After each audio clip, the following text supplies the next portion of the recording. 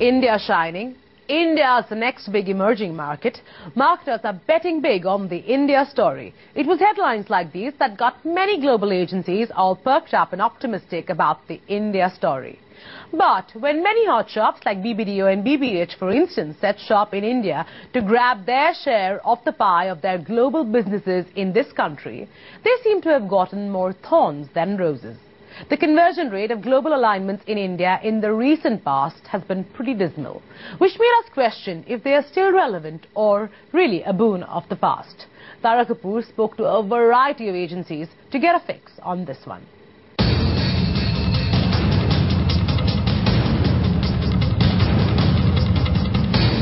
Pepsi, Coca-Cola, McDonald's, Unilever, Procter & Gamble, some of the biggest advertisers in the world have managed to cement their position in the Indian market.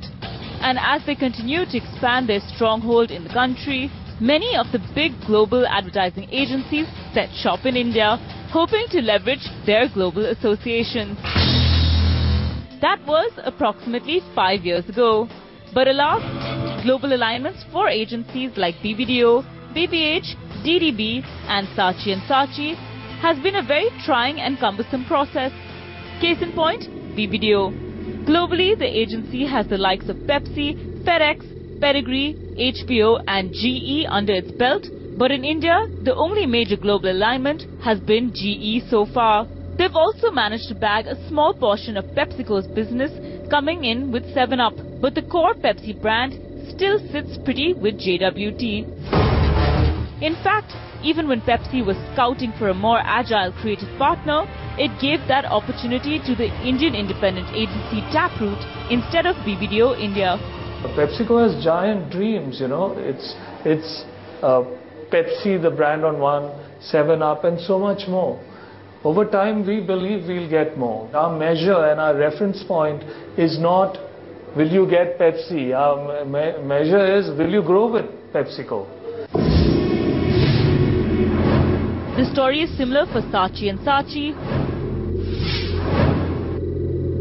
and BBH, where a chunk of their globally aligned business still remains with older, larger agencies.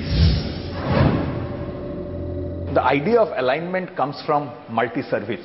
You know, like so agencies which have got 90 offices and 80 offices and 70 offices, their primary offering to many of their global clients are that, you know what, wherever you are present, I'll be present. We are not service centers. I mean, it's not that I have one New York office and I've got truckload of service centers. We have only 6 offices. So, I mean, that way we are just 6 centers which can offer ideas. It's a misconception that if you are present, you will get the business. Agency's name board doesn't do anything. It is the people who are inside that. Without Piyush, Ogilvy does not have the same value. Without Balki, Lintas will not have the same value. Without Agnello, there is nothing called Taproot. It is the people who matter. On Nike, I think there's great work has been happening with the local agency they've been working with.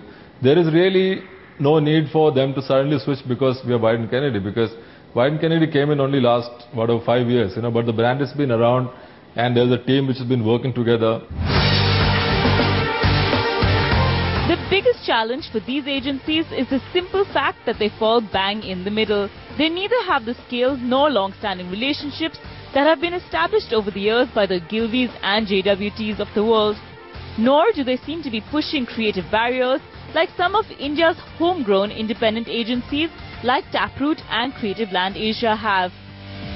The trend for experimentation, the trend to pick local hot shops is pretty much a global trend that is just accelerating and gathering momentum in India.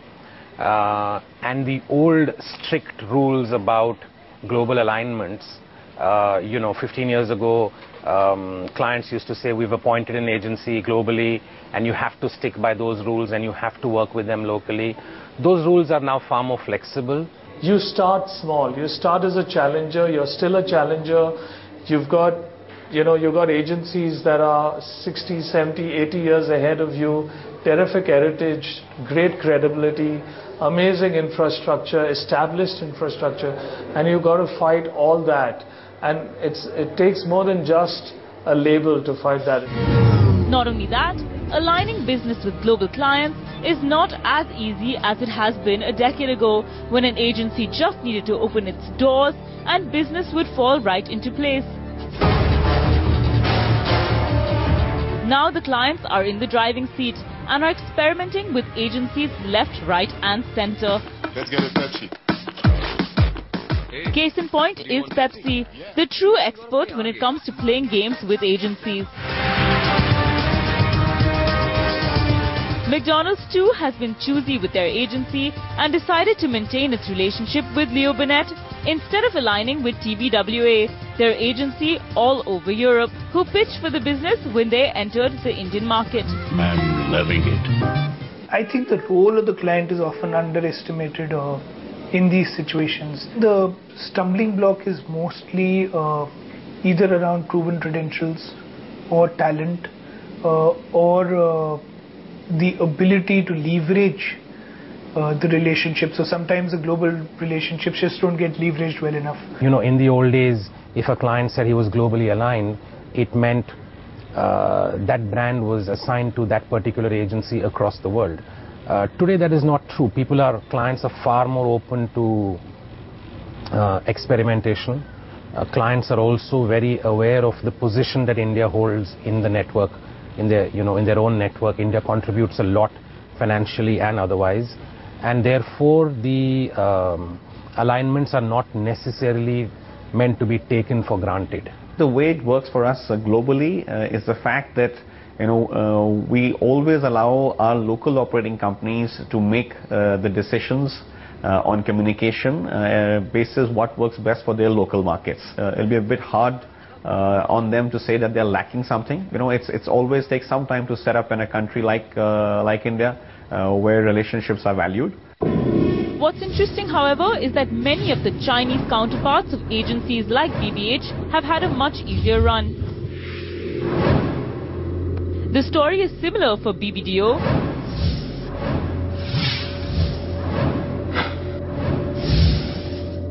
and Saatchi & Saatchi in China, who have a significant chunk of their business from MNCs that are globally aligned.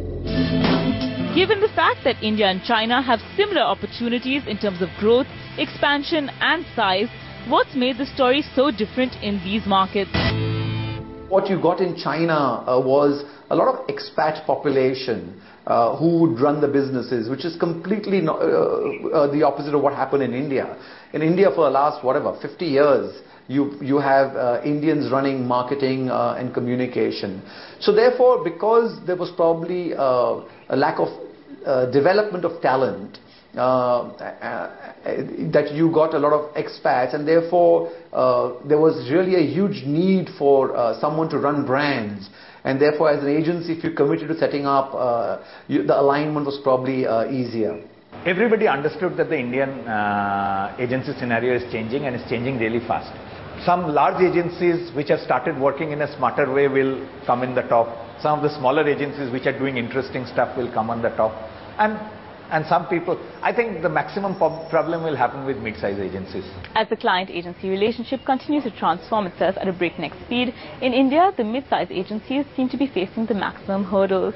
The larger agencies will continue to thrive on strong relationships and survive on the back of skill and clout, and the independents have strategically positioned themselves as the alternate thinkers.